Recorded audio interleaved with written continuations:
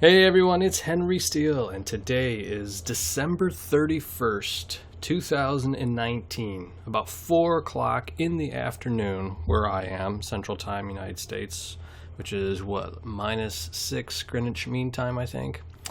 Anyway, as the world starts spinning around, entering into the new year, I thought to myself, I will be entering my 46th calendar year on this planet, so that means right now, for the next few hours, I'm still in my 45th calendar year on this planet, and I thought to myself, you know what? That reminds me of something. Specifically, W.D. Gann's 45 years in Wall Street. What a coincidence, right?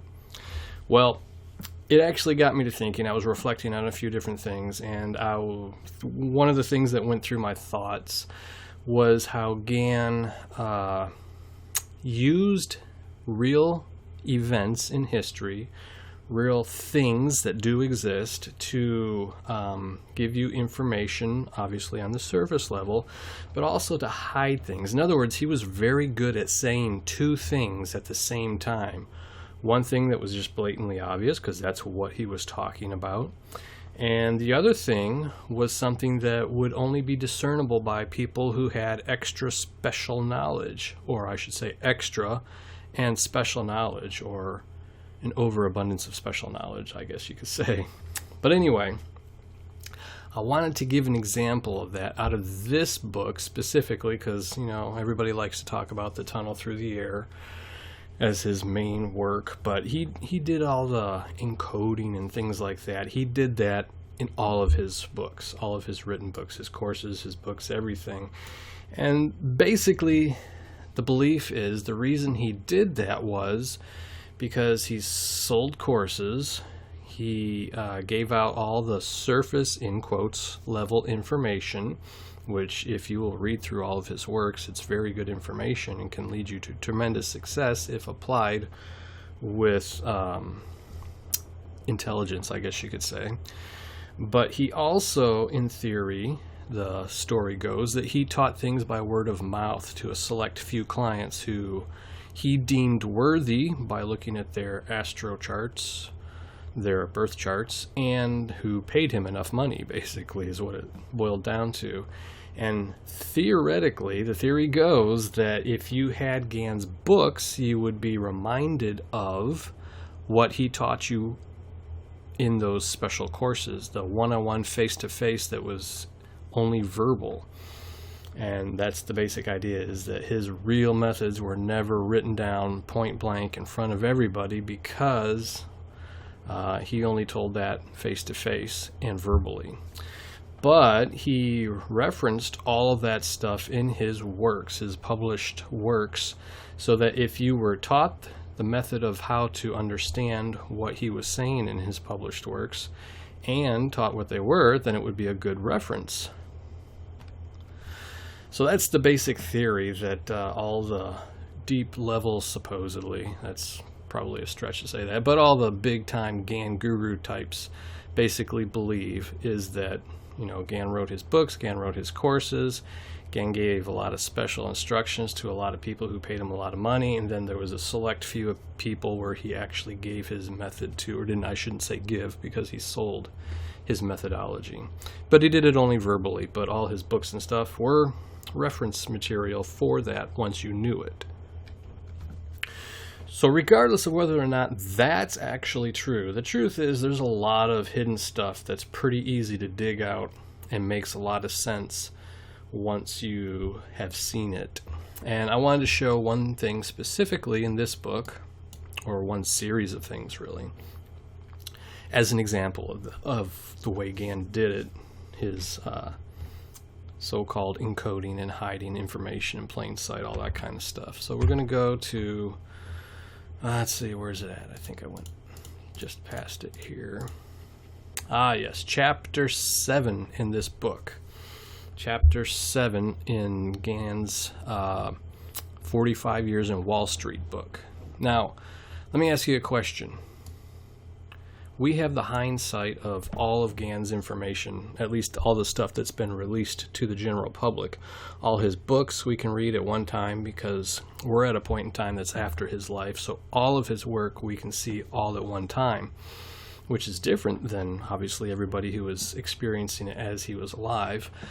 But because we can reference things that Gann said at one point in his life against things that Gann said at other points in his life. And in one of his courses, I don't remember if it was his commodities or stocks courses or both of them off the top of my head, but he mentioned which planet rules the number 7. He was talking about sevens, and this is an easy quote to find, so I'm not going to reference it right here. You can look it up on the internet quite easily. And I'm just going to say it's Saturn. He says that Saturn rules the number 7. So if you know that piece of information, then chapter 7 might reference something about Saturn, in theory, right? I mean, you could look at it with that in mind and start looking around. But we see the Dow Jones 30 industrial average 3-day chart moves is what chapter 7 is about. Now, we know that Saturn's orbital period is 30 years. It's actually 29.46 years, but rounded up to 30 years. And Gann and other stuff referenced 30 years with Saturn. So he could very easily be talking about some relationships, at least with Saturn, in chapter 7 here. And if we go all the way down here to the last paragraph, here on page 60, we read, "These averages are not true average, not a true average. From 1897 to 1914, they are figured on a basis of 12 stocks." And anybody who has studied this for any length of time, studied this meaning the esoteric astro-type stuff, knows that Jupiter orbits in 12 years, orbits the sun in 12 years. Then in December 1914, they were changed to 20 stocks. We know that the approximate synodic cycle, rounded to the nearest whole year, of Saturn 30 and Jupiter 12 here is 20 years. And later they changed it to 30 stocks right there. So this is something that actually happened in history. This is true. It was, the average was 12 stocks, and it went up to 20 stocks, and it went up to 30 stocks. But Gann's using it here to point to a specific relationship that happens, the synodic cycle of Jupiter and Saturn being 20 years, and that 3 iterations of that, 3 days, 3 cycles of that is 60 years. Now, what's special about 3 cycles of the synodic cycle of Jupiter and Saturn? And the answer to that is it's a cycle of return. What that means is that when a conjunction between Jupiter and Saturn happens, 3 conjunctions later, which is approximately 60 years later, the conjunction will happen in the same spot in the zodiac. It's not exactly the same spot. It's off by a few degrees, either plus or minus. The cycles of return are not 100% accurate, meaning that when they return to the same spot in the zodiac, it's always plus or minus a few degrees. So this is what he's actually pointing out here in chapter 7, at least on the first page here. So when you are when you realize that he's referencing that in addition to what he's actually referencing, which is he's talking about the Dow Jones Industrial Average and how it had the 12 stocks, the 20 stocks, and 30 stocks, when you realize, okay, he's talking about that, but then that he's pointing to something else, when you identify that something else that he's pointing to, you can start to read the context of what he's talking about the surface information for, and it's going to point you to certain, let's call it information or methodologies perhaps, of what the hidden stuff is being used for. And that's how Gann liked to, he did this in all of his books, in all of his courses. It's all in there like that. Now, Gann used 3-day charts, and the reason he did that is because 3 days was 50% of the week. It used to be that the stock market traded 6 days a week, not 5 like it does now. That changed, actually it changed just a few years after he wrote this book right here. In the early 50s, it changed from 6 days to 5 days a week. But that's why he had a 3-day chart, was because it was 50% of the week. And now a 3-day chart does not give you 50% of the week like it used to. So it genuinely doesn't work like originally intended. But he's using something, the 3-day chart moves, to point to the 3 instances of the synodic cycle. Now, you're not going to pick that up unless you already know that Jupiter takes this long, that Saturn takes this long, and that the synodic cycle is this long, and that the 3 instances is this long, and that the 3 instances is in fact a cycle of return.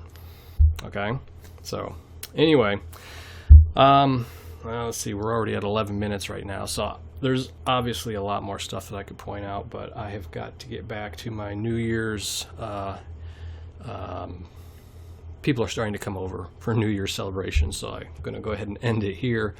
But anyway, this is just one of the examples of many things in just pretty much any of Gann's books of how he was hiding things and how you can use what's hidden. In other words, he's not just giving you the surface information here. He's not just giving you the hidden information here, but the surface information, what he's saying about the surface information, can be applied to the hidden information also. Okay, so keep that in mind, and Happy New Year. This is the last time I will be talking, or last video I'll be doing in 2019, so the next one will come out sometime next year. So have a wonderful New Year. I hope everyone has a great New Year's Eve and a happy New Year. So until next time, this is Steele, and I will talk to you later.